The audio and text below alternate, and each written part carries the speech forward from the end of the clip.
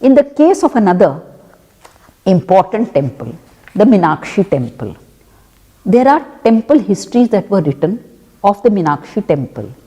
And what do they say?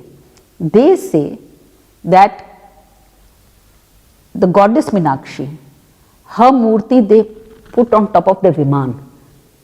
They carried it up, you know those Vimans that are there, Gopurams, they carried it up over there and hid it over there, and in front of the main murti of Sundareshwar, they put a false image. False image means a duplicate image. And when the troops of the Delhi Sultans came, they attacked second image, thinking this is the main image. And if you go to Meenakshi temple, even today, that second image that was put there to protect the original image is still there, and there is a placard which says that this image saved the original image, and this image has the marks of the attacks on it. So, this is what happens in the Meenakshi temple. The Chidambaram temple, it is very fascinating. Now, according to the evidence that we have, for nearly 60 years, only the morning milk meal was offered to the deity. For 60 years, no other meal was offered to the deity because of the adverse situation.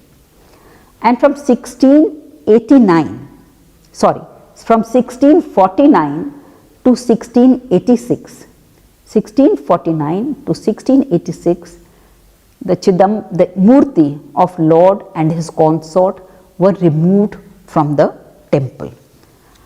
So, 37 years the images were removed, and then in the 18th century for another 35 years the images were removed from the temple. In the case of Kanchi, there are three important temples. One is the Vardharaj temple and two other related temples.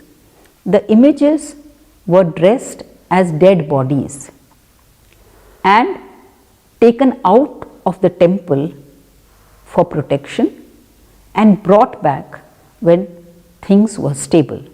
In the south, most of these things are documented by way of inscriptions, by way of temple histories, by way of accounts that were written at that time.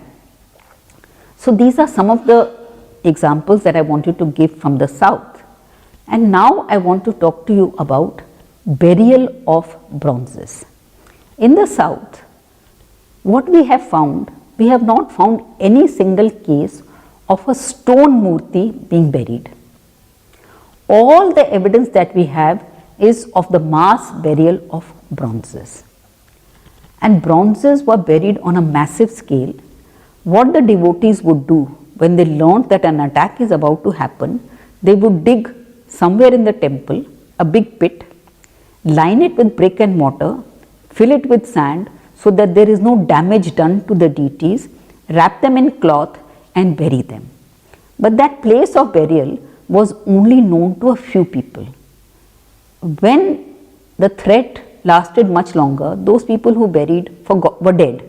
So, the new generation did not remember where these were buried.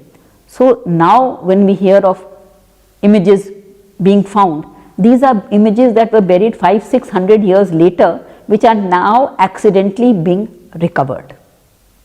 And I will give you an example of Nellore. Nellore was a temple. I am giving this example because the person who found those images is still living. Nellore was a temple, and one day Dr. R. Nagaswamy, who was associate with the Chennai Tamil archaeology department, he got information that there are buried Chola bronzes in that temple. So, he went with some officials, and the temple priest said, there is only one man who knows about the secret passage. That person said to Nagaswamy that this is a family secret, I cannot tell you where it is. So then Dr. Nagasamy went back with officials, and that person got frightened, and he said the temple was opened 40 years ago by one of my family members. There was some jewelry which we have removed. So you can imagine what the value of the jewelry would be. But he said that now there is nothing in that underground hiding place. Dr. Nagasamy insisted, and they thought that there is a secret passage at some place. They started to break that area. Then this person said, you wait outside.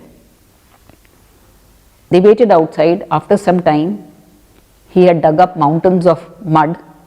They went inside, they found 2 locked doors.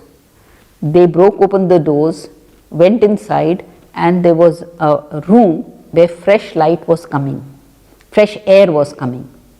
And in the corner were about 12 huge Chola bronzes, which he recovered and brought back. He has been able to find many such buried Chola bronzes that are coming to light. So, you know, it's a very, very fascinating story. And any number of temples in the south as in the north, it is possible to document these facets of their history. In the south, there are many temples that were built in the 10th century.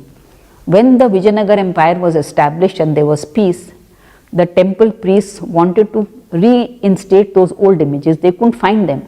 So in the 16th century, they commissioned new images. So there are temples in the south built in the 10th century, but the images that they have are of the 16th century. That's all I want to say just now, because I end with a plea that let us be party to a grand effort to reconstruct every facet of our past with rancor to nobody, but just to discover our past for ourselves. Thank you.